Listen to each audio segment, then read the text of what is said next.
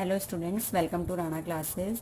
आज हम class 12th maths में एक न्यू टॉपिक स्टार्ट कर रहे हैं, न्यू चैप्टर स्टार्ट कर रहे हैं, मैट्रिसेस। इस चैप्टर का आज इस वीडियो में आपको केवल इंट्रोडक्शन मिलेगा कि मैट्रिक्स क्या होती हैं, किस किस टाइप्स की हमारे पास मैट्रिसेस होती हैं, तो वो सारा इंट्रोडक्शन इस चैप्टर में आपको मिलेगा। फिर नेक्स्ट चैप्टर में हम 3.1 एक्सरसाइज स्टार्ट करेंगे। तो सबसे पहले हम बात करते हैं कि मैट्रिक्स होती क्या है। मैट्रिक्स एक ऑर्डर्ड रेक्टेंगुलर, एक रेक्टेंगल होता है एक टाइप का। रेक्टेंगल मीन्स उसकी जो लेंथ होगी और ब्रेड्थ होगी वो आपस में इक्वल नहीं होगी, और इक्वल हो भी सकती है या फिर इक्वल नहीं भी हो सकती है। तो इसलिए हम बात कर रहे हैं कि एक ऑर्डर्ड रेक्टेंगुलर अरेंजमेंट होता है मैट्रिक्स, जिसके अंदर हम नंबर्स या फिर फंक्शंस को रखते हैं। ठीक है, अगर मैंने इस तरीके से ये इसके अंदर हम मैट्रिक्स को डिनोट करते हैं इस तरीके से। ये हमारे पास रेक्टेंगुलर अरेंजमेंट है। इस रेक्टेंगुलर अरेंजमेंट के अंदर हम कोई भी नंबर, हम चाहें तो नंबर्स रख दें, 2 3 5 7 इस तरीके से हमने लिख दिए हैं। तो एक रेक्टेंगुलर अरेंजमेंट होता है जिसके अंदर हम नंबर्स रखते हैं या फिर कोई फंक्शंस।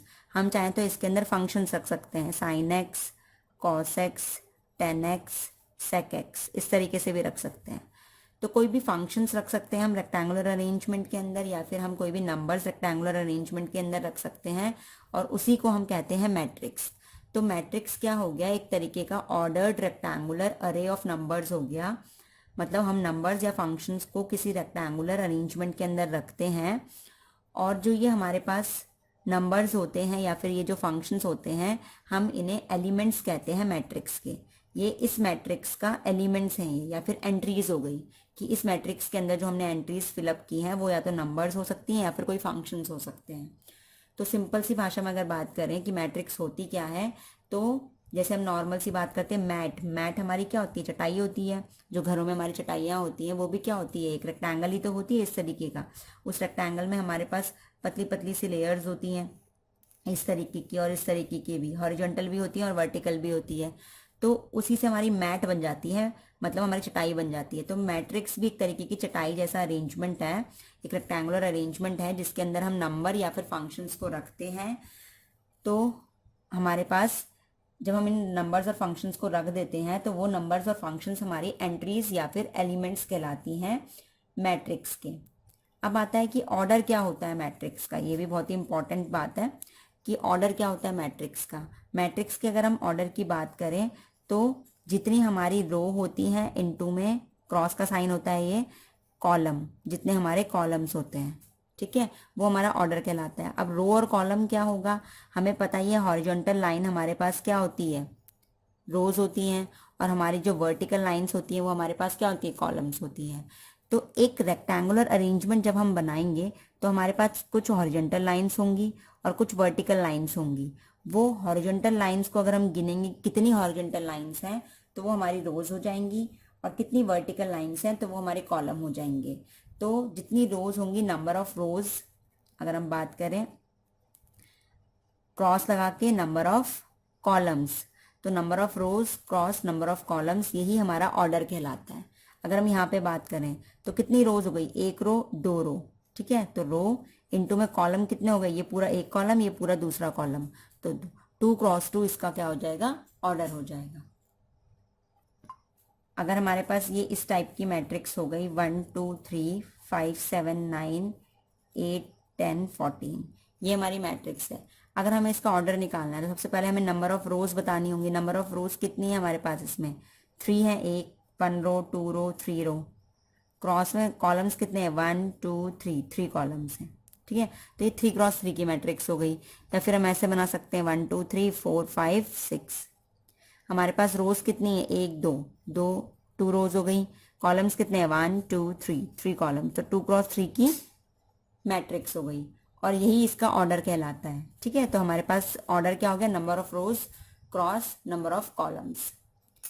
तो ये तो हो गई हमारे पास कि मैट्रिक्स क्या होती है और ऑर्डर क्या होता है। उसके बाद हम बात करते हैं कि किसी भी मैट्रिक्स को हम जनरल फॉर्म में किस तरीके से डिनोट करते हैं। अगर हमारी मैट्रिक्स ए है तो हम उनके जो एलिमेंट्स होंगे उन्हें ए आई जे करके लिखेंगे। ए आई का मतलब कौन सी रो नंबर पे है वो, और जे कौन से कॉलम नंबर पे है वो, और साथ में एम क्रॉस एन उसका क्या हो जाएगा? ऑर्डर हो जाएगा। तो ये जनरल फॉर्म है कि जिस जनरल फॉर्म में हम किसी भी मैट्रिक्स को डिनोट करते हैं। हमें पता है ये मैट्रिक्स का सिंबल होता है यार। तो ये हमारे पास रिप्रेजेंटेशन होता है किसी भी मैट्रिक्स का। तो ए आई हमारा, मैंने बताया कि किस रो में है वो। जैसे अगर मैं इस एलिमेंट की बात करूं तो इसको मैं कैसे लिख सकती हूँ, इसे मैं लिख सकती हूँ ए फर्स्ट रो में है तो 1, जे हमारा कौन से कॉलम में है, फर्स्ट कॉलम में है तो 1, A11 मैं इसे लिख सकती हूँ। ठीक है, तो ये हमारे पास हमें पता है साइन होता है मैट्रिक्स का। एलिमेंट्स को हम इस तरीके से लिखेंगे A11। अगर मैं इसकी बात करूँ तो ये क्या है, ए फर्स्ट रो में है, कॉलम सेकंड है तो A12 इसे कहेंगे हम। ठीक है, और M क्रॉस N हो जाएगा ऑर्डर ऑफ द मैट्रिक्स। तो ये जनरल फॉर्म हो गई जिस जनरल फॉर्म में हम किसी भी मैट्रिक्स को डिनोट कर सकते हैं। अब नेक्स्ट आता है टाइप्स ऑफ मैट्रिक्स कि मैट्रिक्स किस किस टाइप की हो सकती है। अगर हम सबसे पहली बात करें तो पहली हमारी होती है कॉलम मैट्रिक्स।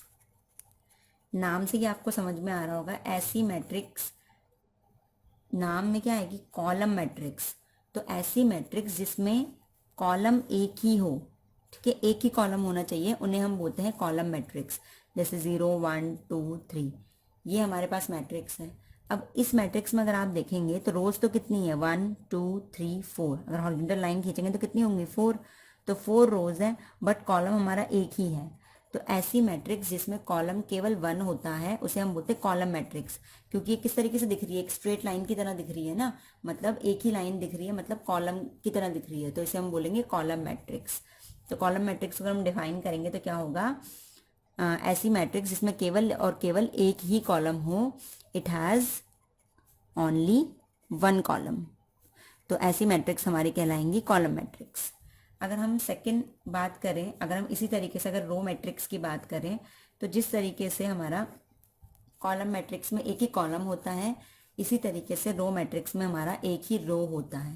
तो इस तरीके से हम बात करें 0 1 2 3, तो यहाँ पे हम देखेंगे तो एक ही हॉरिजॉन्टल लाइन खींच सकते हैं हम। दैट मीन्स हमारे पास रो तो एक ही है बट कॉलम की बात करें तो 1 2 3 4 कॉलम है हमारे पास।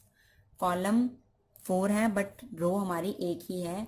तो ऐसी मैट्रिक्स जिसमें रो एक ही होती है, मतलब इट हैज़ ओनली 1 रो, तो ऐसी मैट्रिक्स को हम कहते हैं रो मैट्रिक्स। अब स्क्वायर मैट्रिक्स किसे कहेंगे, हमें पता है स्क्वायर क्या होती है। स्क्वायर वो होता है जिसमें चारों साइड इक्वल होती है। ठीक है, 4 साइड्स क्या होती हैं, इक्वल होती हैं। इसी तरीके से हमारे पास जो मैट्रिक्स है, मैट्रिक्स में 2 ही चीज़ें हैं, रोज हैं और कॉलम्स हैं। रोज और कॉलम 2 ही चीज़ों की बात होती है।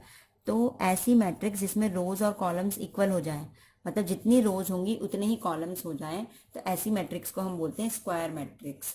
तो a matrix which has number of rows is equals to number of columns, तो ऐसी मैट्रिक्स हमारी कहलाती हैं स्क्वायर मैट्रिक्स। फॉर एग्जाम्पल अगर मैं यहाँ पे बात करूँ 1 2 3 4, तो इसमें 2 ही रो हैं और 2 ही कॉलम है, तो 2 क्रॉस 2 इसका ऑर्डर है। तो जिसमें रो और कॉलम सेम होंगे, दैट मीन्स हमारे पास यहाँ पे m इंटू एन ना होकर क्या होगा, m इंटू एम। ठीक है, दोनों सेम होंगे तब हमारे पास वो मैट्रिक्स कहलाएगी स्क्वायर मैट्रिक्स। तो यहाँ पे दोनों सेम होने चाहिए। अब नेक्स्ट आता है हमारे पास डायगोनल मैट्रिक्स। तो डायगोनल नाम से ही समझ में आ रहा है, डायगोनल हमें पता ही है, इसे हम डायगोनल बोलते हैं। ठीक है, इस लाइन को हम क्या बोलते हैं, डायगोनल। किसी भी अगर हम रेक्टेंगल की बात करें तो रेक्टेंगल में ये हमारे पास क्या होता है, डायगोनल होता है। तो इसी तरीके से यहाँ पे ये हमारा पास डायगोनल होगा। तो ये कह रहा है कि कोई भी स्क्वायर मैट्रिक्स, सबसे पहली कंडीशन क्या है कि मैट्रिक्स कैसी होनी चाहिए, स्क्वायर मैट्रिक्स। स्क्वायर मैट्रिक्स होगी अगर वो, तभी वो डायगोनल मैट्रिक्स भी बन सकती है, अदरवाइज वो डायगोनल मैट्रिक्स नहीं बनेगी। तो सबसे पहली चीज आ गई हमारे पास स्क्वायर मैट्रिक्स। कोई भी स्क्वायर मैट्रिक्स डायगोनल मैट्रिक्स तब कहलाएगी जब उसके नॉन डायगोनल एलिमेंट्स, मतलब वो एलिमेंट्स जो डायगोनल में नहीं है, मतलब डायगोनल के अलावा जो भी एलिमेंट्स होंगे अगर वो 0 हो जाए, बाकी सारे एलिमेंट्स हमको कैसे चाहिए, 0, सब 0 होने चाहिए डायगोनल को छोड़ के, तब वो मैट्रिक्स हमारी कहलाएगी डायगोनल मैट्रिक्स। ठीक है, तो सबसे पहली कंडीशन है कि वो स्क्वायर मैट्रिक्स होनी चाहिए। तो कोई भी स्क्वायर मैट्रिक्स डायगोनल मैट्रिक्स तब कहलाएगी जब डायगोनल को छोड़ के बाकी सारे एलिमेंट्स क्या होने चाहिए, 0 होने चाहिए।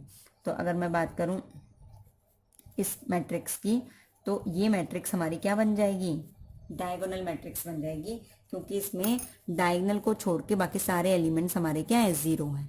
ठीक है, मतलब नॉन डायगोनल एलिमेंट्स जो डायगोनल में नहीं है वो सारे जीरो होने चाहिए। अगर वो जीरो होंगे तब हमारी जो स्क्वायर मैट्रिक्स होगी, ये स्क्वायर है, 3x3 की मैट्रिक्स है, तब ये मैट्रिक्स हमारी कहलाएगी डायगोनल मैट्रिक्स। नेक्स्ट हमारे पास आता है स्केलर मैट्रिक्स। तो ऐसी मैट्रिक्स, वो भी कैसी, डायगोनल मैट्रिक्स, ऐसी डायगोनल मैट्रिक्स को स्केलर मैट्रिक्स कहेंगे जिनके डायगोनल एलिमेंट्स इक्वल हों। तो सबसे पहली कंडीशन इसने बोल दी है कि मैट्रिक्स डायगोनल होनी चाहिए। अगर मैट्रिक्स डायगोनल नहीं हुई तो वो स्केलर भी नहीं होगी। तो डायगोनल का मतलब क्या है, उसके डायगोनल को छोड़ के बाकी सारे एलिमेंट्स जीरो होने चाहिए। तो सबसे फर्स्ट कंडीशन क्या है कि डायगोनल को छोड़ के सारे एलिमेंट्स क्या होने चाहिए, जीरो होने चाहिए। क्योंकि क्या बोला है, क्योंकि डायगोनल मैट्रिक्स ही क्या बनेगी, स्केलर बनेगी। तो a diagonal matrix is said to be scalar matrix. Diagonal matrix को हम स्केलर मैट्रिक्स कहेंगे।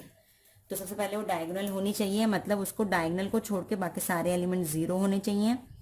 If its diagonal elements are equal, अगर उसके डायगोनल एलिमेंट्स इक्वल हुए तब वो स्केलर मैट्रिक्स कहलाएगी। ठीक है, तो सिंपल सी बात क्या है कि डायगोनल मैट्रिक्स में क्या होता है, हमारे पास डायगोनल एलिमेंट्स कुछ भी हो सकते हैं, कुछ बोला नहीं था, बस ये बोला था कि नॉन डायगोनल एलिमेंट्स हमारे जीरो होने चाहिए। डायगोनल एलिमेंट्स बराबर हो भी सकते हैं, नहीं भी हो सकते हैं, बट स्केलर मैट्रिक्स में कंडीशन दे दी है कि डायगोनल के एलिमेंट्स सारे इक्वल, एक जैसे होने चाहिए, अलग अलग नहीं हो सकते हैं। तो स्केलर मैट्रिक्स कैसी होगी, अगर हम बात करें इस मैट्रिक्स की, वन, अगर यहाँ पे वन आएगा, अगर यहाँ पे टू आता है तो यहाँ पे भी टू आएगा, यहाँ पे भी टू आएगा, मतलब डायगोनल के एलिमेंट सारे इक्वल होंगे, बाकी जगह आप जीरो फिलअप कर देंगे। तो ये हमारी मैट्रिक्स कहलाएगी स्केलर मैट्रिक्स। ठीक है, तो अब एक इम्पॉर्टेंट चीज आप देख सकते हैं कि डायगोनल मैट्रिक्स, जो एवरी डायगोनल मैट्रिक्स होती है, matrix need not be scalar. सारी डायगोनल मैट्रिक्स स्केलर नहीं हो सकती हैं, जरूरी नहीं है कि डायगोनल मैट्रिक्स स्केलर हुई। अब इसी डायगोनल मैट्रिक्स को आप देख लीजिए, डायगोनल मैट्रिक्स है क्योंकि बाकी सब जीरो है डायगोनल को छोड़ के, बट ये स्केलर नहीं क्योंकि जो डायगोनल में एलिमेंट्स हैं वो सारे इक्वल नहीं है। तो डायगोनल मैट्रिक्स जरूरी नहीं है कि स्केलर हो, बट अगर वो स्केलर मैट्रिक्स है, एवरी स्केलर मैट्रिक्स, तो आप सोचिए क्या होगा। अगर वो स्केलर मैट्रिक्स, जैसे यही मैट्रिक्स है, ये स्केलर है, तो ये डायगोनल तो जरूर होगी, क्योंकि डायगोनल की कंडीशन में क्या बोला था कि डायगोनल को छोड़ के बाकी सब जीरो होने चाहिए। ये तो था डायगोनल मैट्रिक्स की कंडीशन कि एक तो स्क्वायर होनी चाहिए, स्क्वायर मैट्रिक्स होनी चाहिए, तो स्क्वायर तो हमेशा ही होगी। और क्या बोला था कि नॉन डायगोनल एलिमेंट्स जीरो होने चाहिए, तो नॉन डायगोनल एलिमेंट्स जीरो हैं और बीच की जो एंट्रीज है वो जीरो नहीं है, तो ये डायगोनल मैट्रिक्स जरूर होगी। मतलब स्केलर मैट्रिक्स डायगोनल हमेशा बनेगी। Every scalar matrix must B diagonal matrix, वो हमेशा क्या बनेगी, डायगोनल मैट्रिक्स बनेगी। तो इससे आपने ये कंक्लूजन निकाला कि डायगोनल जरूरी नहीं है कि स्केलर हो, क्योंकि स्केलर के लिए हमारे ये एलिमेंट सारे इक्वल होने चाहिए, बट डायगोनल में ऐसी कोई कंडीशन नहीं दी गई थी। ठीक है, तो डायगोनल जरूरी नहीं है स्केलर हो, बट स्केलर मैट्रिक्स सारी की सारी क्या हो जाएंगी, डायगोनल बन जाएंगी, बिकॉज स्केलर मैट्रिक्स पूरी डेफिनेशन को फॉलो करती है डायगोनल वाली। ठीक है, तो ये दो आपने रिजल्ट निकाल लिए यहाँ से। अब नेक्स्ट हम पढ़ेंगे आइडेंटिटी मैट्रिक्स। तो आइडेंटिटी मैट्रिक्स कहती है कि स्क्वायर मैट्रिक्स, सबसे पहली चीज, पहली कंडीशन क्या है कि आइडेंटिटी मैट्रिक्स में मैट्रिक्स कैसी होनी चाहिए, स्क्वायर होनी चाहिए। A square matrix in which elements in the diagonal are all one. Diagonal में सारे एलिमेंट्स वन होने चाहिए, ये कंडीशन है उसकी कि डायगोनल के सारे एलिमेंट वन होने चाहिए, कोई भी एलिमेंट वन के अलावा कुछ नहीं होना चाहिए। And rest are all zero, और बाकी जितने भी एलिमेंट्स बचे, मतलब डायगोनल के अलावा नॉन डायगोनल जो एंट्रीज हैं वो सारी जीरो होनी चाहिए। तो ऐसी मैट्रिक्स हमारी कहलाती है आइडेंटिटी मैट्रिक्स। अगर मैं 4x4 की मैट्रिक्स बनाती हूँ तो मुझे डायगोनल एलिमेंट्स क्या चाहिए, वन चाहिए सारे के सारे। अब बाकी जितना भी बचा वो सब हमारे पास क्या हो जाएगा, जीरो हो जाएगा। तो ऐसी मैट्रिक्स हमारे पास क्या कहलाएगी, आइडेंटिटी मैट्रिक्स कहलाएगी। अब इससे और रिजल्ट निकालते हैं। सबसे पहले चेक करते हैं क्या आइडेंटिटी मैट्रिक्स हमेशा स्केलर होगी। अभी स्केलर की डेफिनेशन क्या पड़ी थी कि स्केलर की डेफिनेशन में हमारे पास डायगोनल एंट्रीज सारी इक्वल होनी चाहिए। तो आइडेंटिटी मैट्रिक्स में हमें दिख रहा है डायगोनल एंट्रीज हमेशा इक्वल होंगी, और वो किसके बराबर होंगी, वन के बराबर होंगी। तो डायगनल एंट्रीज हमारी इक्वल है और नॉन डायगनल पे 0 है, दैट मीन्स ये मैट्रिक्स कैसी होगी, स्केलर भी होगी। तो हम क्या कह सकते हैं, एवरी आइडेंटिटी मैट्रिक्स। ये इंपॉर्टेंट है, ज़रूरी नहीं है एग्जाम पॉइंट ऑफ व्यू से, बट आपकी कॉन्सेप्ट पॉइंट ऑफ व्यू से भी और आगे जाके आपके कंपटीटिव पॉइंट ऑफ व्यू से भी। Every identity matrix must be scalar. हर एक आइडेंटिटी मैट्रिक्स कैसी होती है, स्केलर ज़रूर होती है। तो ये बहुत इंपॉर्टेंट है, जितने भी पॉइंट्स मैं आपको बता रही हूँ काफ़ी इंपॉर्टेंट है। तो ये हो गया। अब उसके बाद अब हम देखें, आइडेंटिटी तो स्केलर होगी, क्या स्केलर आइडेंटिटी होगी?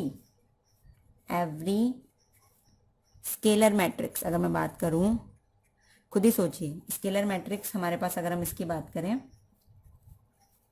ये एक स्केलर मैट्रिक्स है, क्योंकि उसने क्या बोला था स्केलर मैट्रिक्स में कि डायगोनल की एंट्रीज बराबर होनी चाहिए, बाकी सारी 0 होनी चाहिए। ये नहीं बोला था कि 1 होनी चाहिए। स्केलर में क्या बोला था, डायगोनल की एंट्रीज बराबर होनी चाहिए। तो यहाँ पे डायगोनल की एंट्रीज बराबर हैं, नॉन जीरो है, बाकी सारी जो एंट्रीज हैं वो 0 हैं। दैट मीन्स ये हमारी स्केलर है, ये स्केलर मैट्रिक्स है, बट ये आइडेंटिटी नहीं है, क्योंकि आइडेंटिटी में क्या बोला कि डायगोनल 1 होने चाहिए, यहाँ पे 1 तो नहीं है डायगोनल। दैट मीन्स हमारी जितनी भी स्केलर मैट्रिक्स होती हैं वो ज़रूरी नहीं है कि वो आइडेंटिटी हों। तो every scalar matrix need not be, ज़रूरी नहीं, हो भी सकती है बट ज़रूरी नहीं है कि होंगी ही होंगी, need not be identity matrix. ठीक है, तो सारी आइडेंटिटी मैट्रिक्स स्केलर होंगी, बट सारी स्केलर ज़रूरी नहीं है कि आइडेंटिटी हों। तो ये हमारे पास नेक्स्ट इंपॉर्टेंट पॉइंट आ गया यहाँ से निकल के। अब हम देखेंगे कि क्या आइडेंटिटी मैट्रिक्स डायगोनल होंगी, डायगोनल मैट्रिक्स होंगी ये। हाँ, ये डायगोनल ज़रूर होंगी, क्योंकि आइडेंटिटी मैट्रिक्स क्या है, स्केलर है, और स्केलर मैट्रिक्स कैसी होती है, डायगोनल होती है। ठीक है, तो सारी आइडेंटिटी मैट्रिक्स कैसी होंगी, डायगोनल मैट्रिक्स होंगी। तो अब इसके बाद हम एक लास्ट मैट्रिक्स कर लेते हैं, वो है हमारे पास जीरो मैट्रिक्स।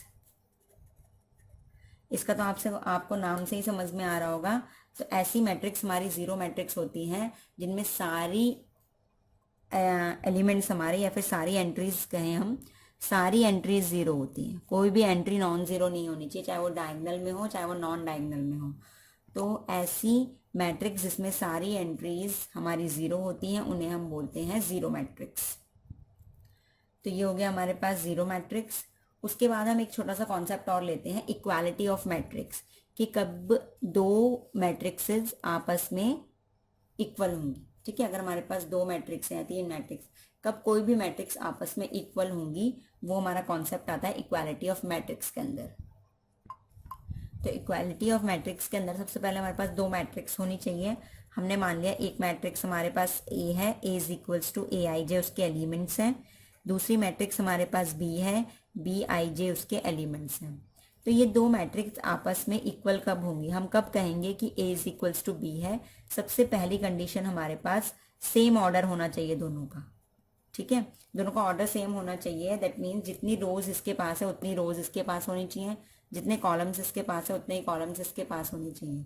इक्वल का मतलब ही ये क्या है कि जैसी चीज़ें इसके पास होंगी वैसी ही चीज़ें इसके पास होनी चाहिए। दैट मीन्स सबसे पहली चीज़ आ गई कि सेम ऑर्डर होना चाहिए दोनों का। दूसरी चीज़ आ गई हर एक एलिमेंट्स, भाई मैट्रिक्स है, मैट्रिक्स के अंदर 2 चीज़ें होती हैं, एक तो ऑर्डर होता है बाहर और अंदर क्या होते हैं, उसके एलिमेंट्स होते हैं। तो हर एक एलिमेंट ए का हर एक एलिमेंट बी के बराबर होना चाहिए। ठीक है, करस्पॉन्डिंग एलिमेंट मतलब इसका फर्स्ट एलिमेंट इसके फर्स्ट एलिमेंट के बराबर, इसके सेकंड एलिमेंट इसके सेकंड एलिमेंट के बराबर। तो इस तरीके से जितने भी करस्पॉन्डिंग एलिमेंट्स होंगे, मतलब ईच एलिमेंट ऑफ ए, अगर हम बात करें each element of A is equals to each corresponding element, उसी के जैसे करस्पॉन्डिंग एलिमेंट ऑफ बी उसके बराबर होना चाहिए।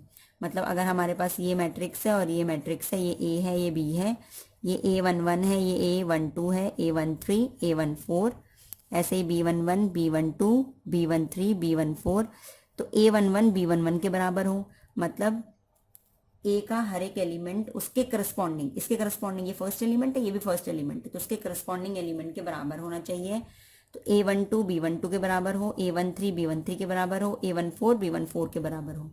अगर ऐसा होगा अगर ये दोनों कंडीशन फुलफिल होंगी तभी हमारे पास मैट्रिक्स इक्वल होंगी, सेम ऑर्डर हो दोनों का और करस्पॉन्डिंग एलिमेंट्स इक्वल हों, तब जाके दोनों मैट्रिक्स हमारी क्या होंगी, इक्वल होंगी। तो इसी के साथ हमारा इस एक्सरसाइज से पहले जितना भी इंट्रोडक्शन था मैट्रिक्स का वो खत्म होता है। नेक्स्ट वीडियो में हम एक्सरसाइज 3.1 स्टार्ट करेंगे।